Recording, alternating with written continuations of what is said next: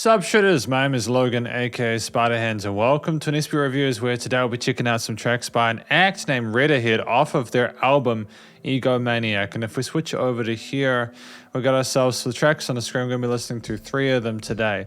We're starting with My Suicide Note and we're going to listen through these tracks from start to finish and we're going to hear what we think. Let's go, let's do this.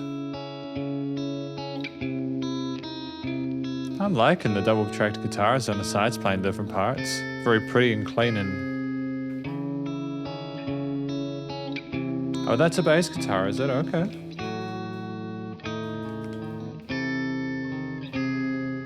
Burning on, hanging by the thread of it all. Let me fall after all. Time is ticking. How does it go? Oh, so slow. Ads. Wasn't expecting ads in the middle of a track. That's interesting.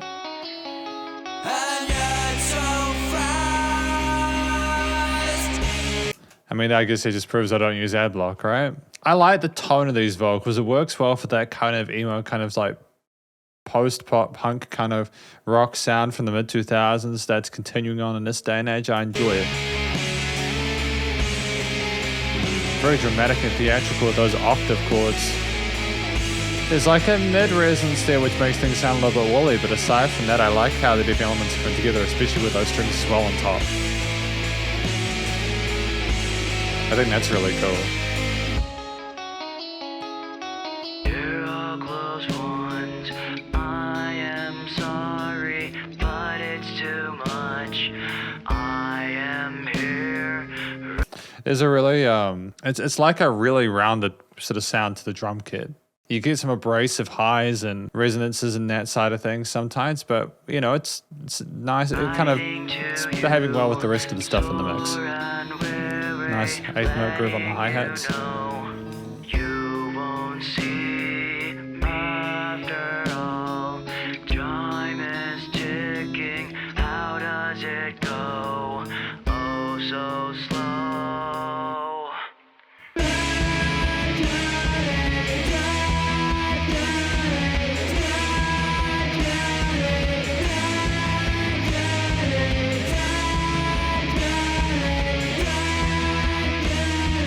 I'm going to be honest with you, I'm not quite sure what's being said here, but I do like everything else going on. It's very bombastic.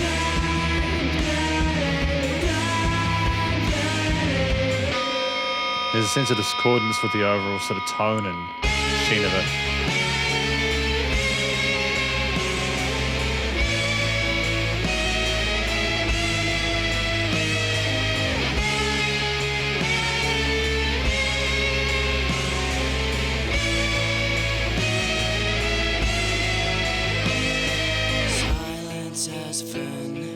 I do like how we transition to this clean part from the heavy solo section before it. Great for the listener who's wanting something a little bit different there just to keep them interested.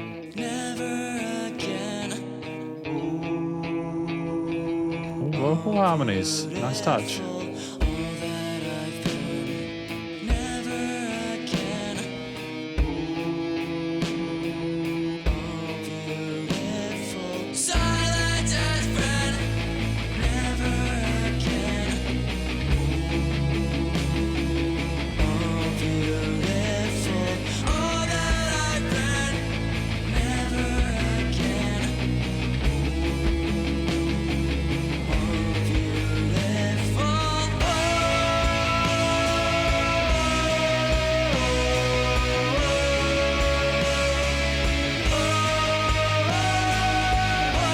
Kind of sounds glorious at this point tonally. The huge sounding, glistening, extended chords on that guitar there alongside the vocal. Oh, really easy to follow melodic motif there, harmonizing well with everything else.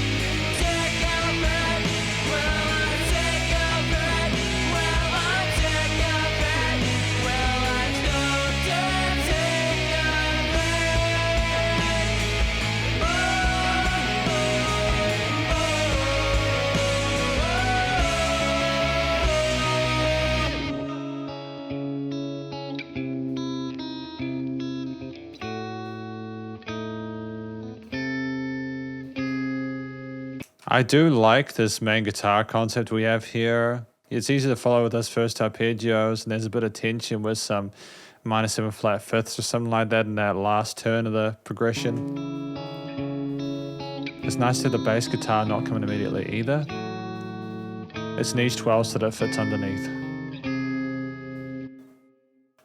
Okay, well that was cool. My suicide note, I think that was about someone just talking about how they were sick of it, how they were struggling with it, you know, how slowly time goes, the ache that comes with waiting for that and kind of dealing with the grips of reality, you know. I think that the calling out at the end makes sense with that. I think that, you know, there's a nice sense of synergy between those elements. And then we've got the second track here called I Don't Care. I was a little bit more upbeat.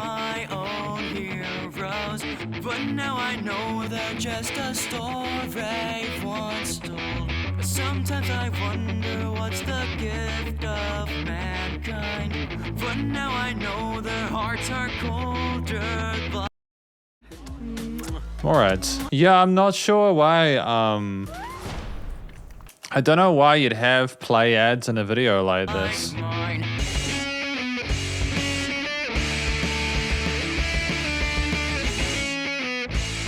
I mean, like, I get it when they have the display ads and stuff like that, but for a music, like a track like this, I'm not sure why you would have the video ads in it, you know what I mean? Kind of gets in the way of the experience.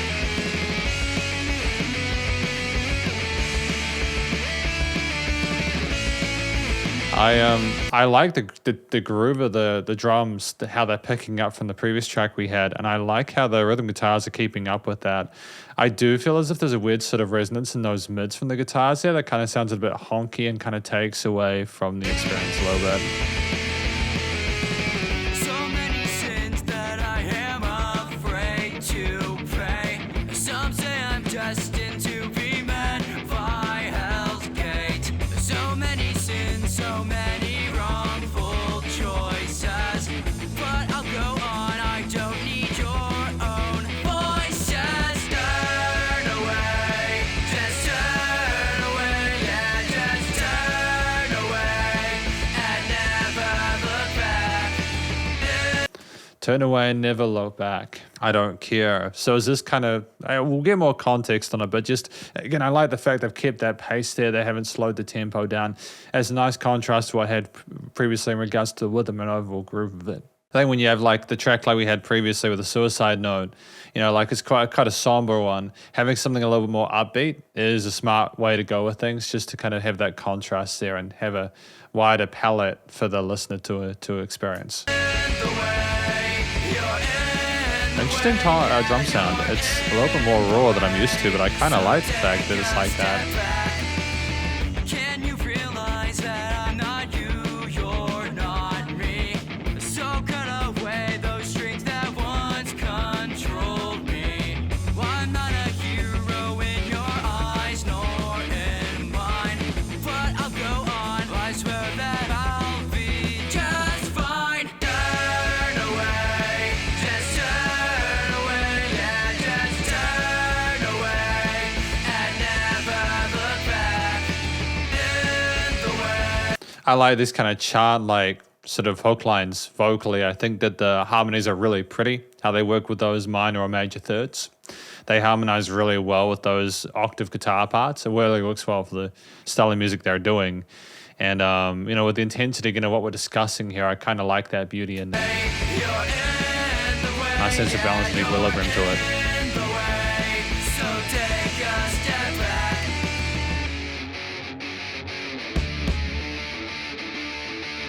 Because it's called I Don't Care, right?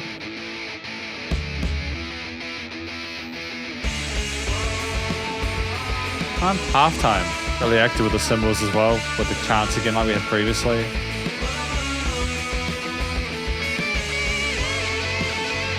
Oh, nice bluesy sort of shred solo here.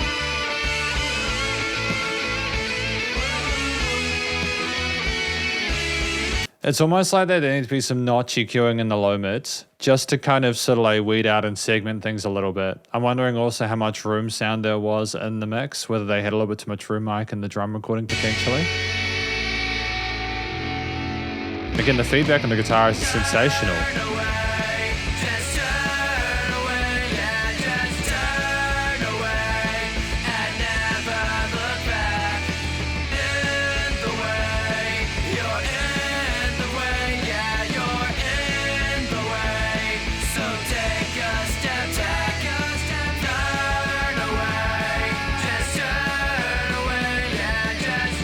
Great work picking it up with these snares. I enjoy that. Kind of goes double timeish, right? Repeated the bass and guitar parts alongside it.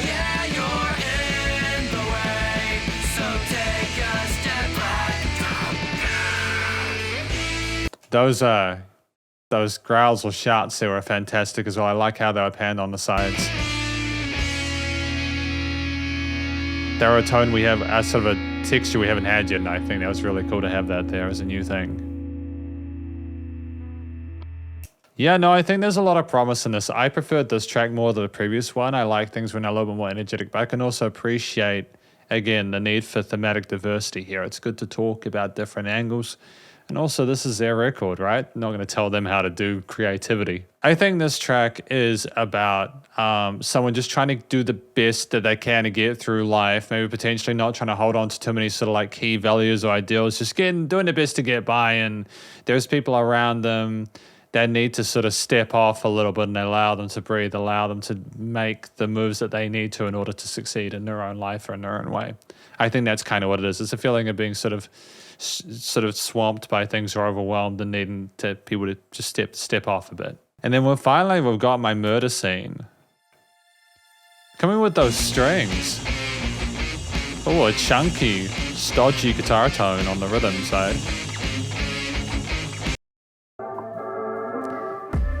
Yeah, I'm gonna live with you. I don't even know if this is a decision by the band or whoever uploaded it or not, but like definitely if you're gonna do like mid-roll video ads like this, do it at the start of the end. Do it at the start of the end, man, because it kind of ruins the flow if you do it in the first 6 seconds. It might not be something that the people who have uploaded have chosen, but this is, you know, if you can control it or if you can change it, would recommend to do so, you know. Because that's the thing, now I'm coming back in, and I'm not going to stay on this too much, don't worry, but I'm coming back and I'm going, okay, where did we come from? What happened? I was looking at cheese for a minute, you know?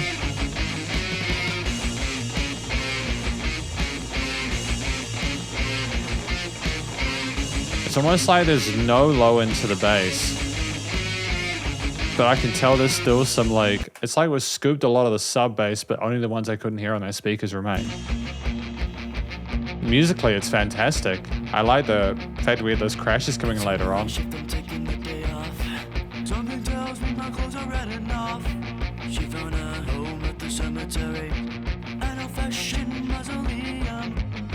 I like the transition between his head and chest voice there. You know, it's really nice to go low and up. It's an easy way to keep things kind of fun and sort of interesting, is to kind of keep sort of go, oh, where we're going to go to next with that as we follow along to the story. Something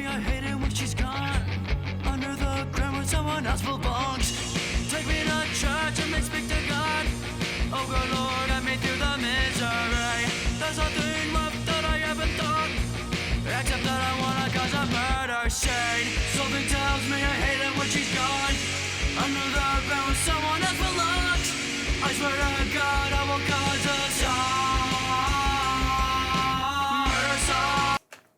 song. Okay.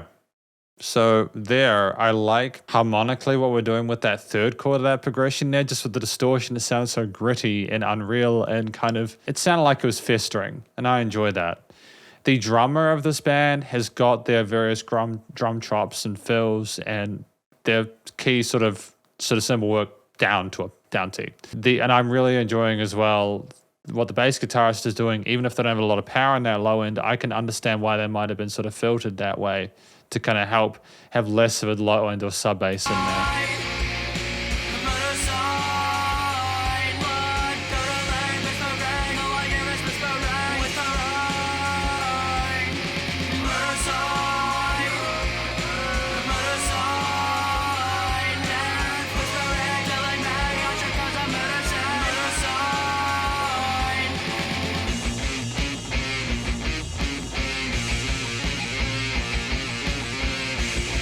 That reminds me of a song by Coheed and Cambria, this riff, except it's in a different key and it's a little bit slower. I'm not saying it's the same, it just reminds me of one of the intro riffs. Okay, I see what they're trying to do then. I think that was great. You know, honestly, I think that was cool. You know, have that bit of space there, kind of let the energy levels come down a bit and then come back up for a solo. That's cool. That's a great twist, you know. And the wah pedal is a new sort of effect we haven't really had much of yet, so that's fun to have at this point. Kind of dancing around the scale shapes.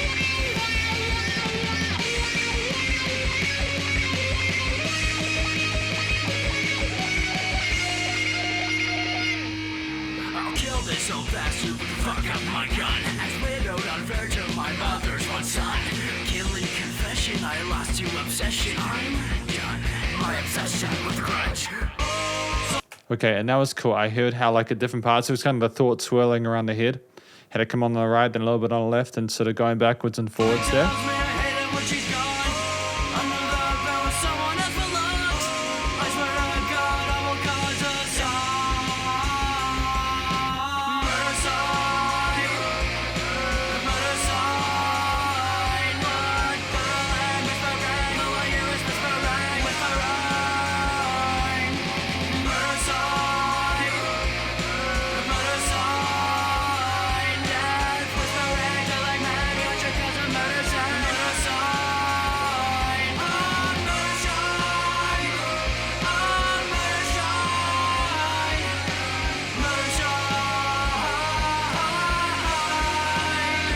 That bit of vocal fry there we have occasionally is more impactful to me than some of the growling or screaming that we've had. I like when we get into that kind of firmer, more intense vocalization there. The cleans are great, don't get me wrong, I'm enjoying it for the most part. Just a little bit of that fizziness there also goes a long way. And the triplets, sort of snare bits kind of transitioning.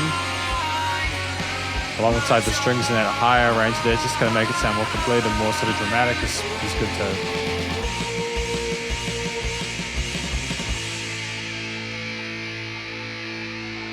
The guitar tone kind of reminds me of some of the thrash metal from the 80s. It's not a, it's fine. I think it works well for the genre.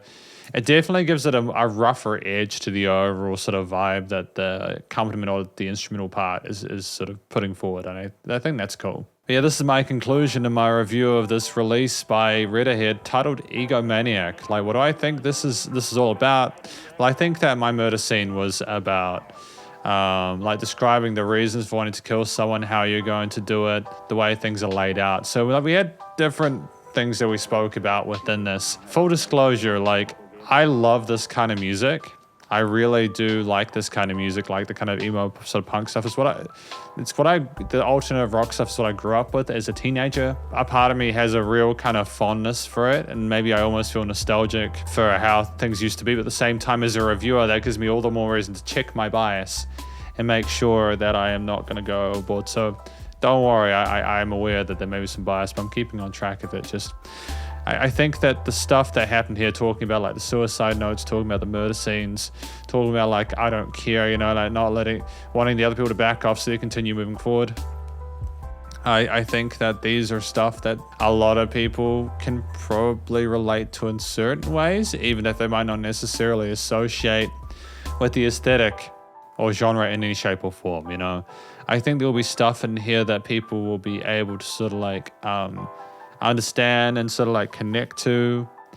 It's just, you know, it's a really intense subject matter, and I think it's brave that Redahead are discussing it, because I think in this day and age we still have issues with people not being totally comfortable showing vulnerability, expressing themselves, and a lot of the time people get to a really bad headspace because of the fact that they aren't allowed to express themselves, even if the feelings aren't pretty or acceptable, you know. Sometimes our brains just got to figure stuff out. So I think it's great that we discuss these subject matters and put it out into the open. I think that the vocals in this track were good. We displayed reasonable sort of vocal technique in our head and chest voice. We hit most of the notes cleanly.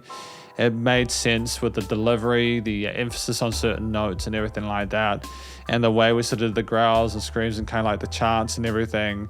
It's a part and parcel with the genre and the style of music we're reviewing, so that's absolutely fine. I think that the harmonies were pretty. We have an understanding of music theory and composition in regards to how we sort of stitched those together as well as how they worked with the other elements of the instrumental performance and backing behind the vocals. I think that the emotional sort of response to it, the actual performance of it, was very authentic to what we were discussing there. So I think there was a great sort of connection and unison between the vocals and the story. The tracks within this record to back those stories up, I mean, they were between 3.5 and 4 minutes, which I think is a good length for songs nowadays. I think you can tell the story you need to within those 4 minutes. And if you don't, or if you aren't able to, then you kind of need a really good reason to not be able to manage that. And I think that within this track, we had musicians here who were clearly competent with composition and songwriting. We had the verse chorus structures with sort of some cleaner intros sometimes. We experimented with various tempos. We had solo sections. We had parts where the vocals would kind of stop telling the story, and the guitars, the strings, when they came in, when they did, you know, the drums, the bass and everything, they would sort of take centerfold or center field there and just enjoy the amount of wiggle room they had to sort of roll around in.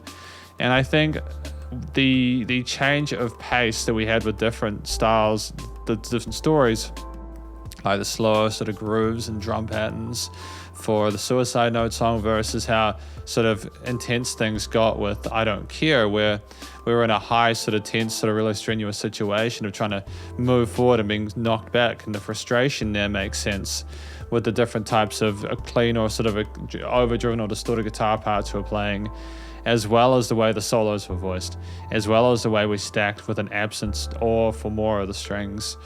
I think that there was a lot to appreciate there.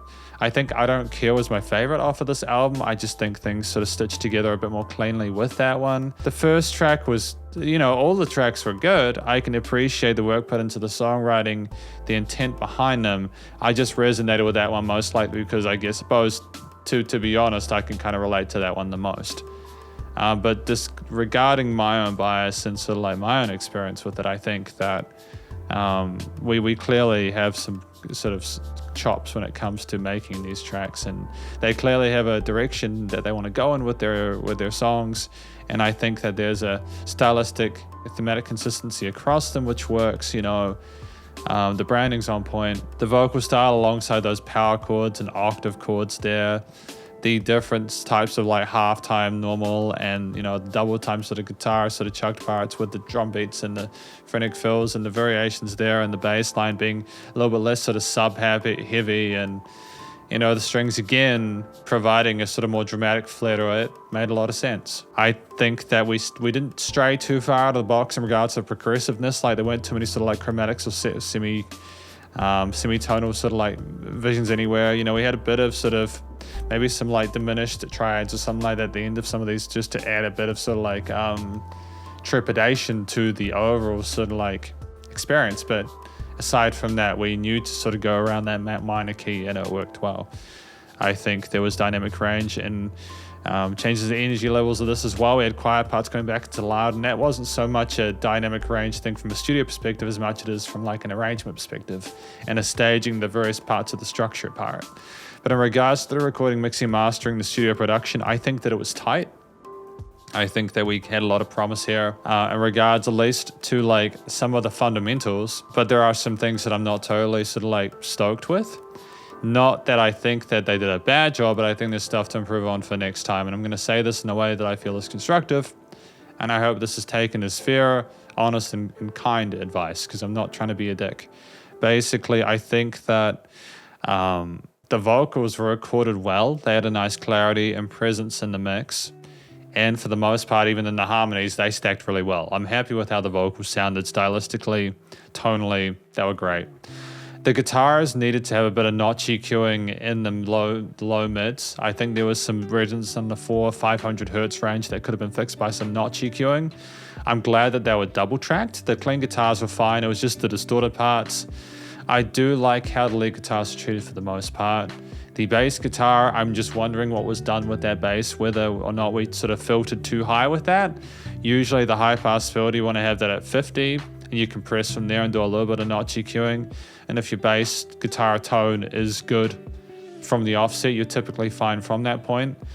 The drums just sounded as if they were a little bit muffled, and I'm not sure if that is a sort of like an EQing thing, or it's the room that you're in, or it's the mics that we used.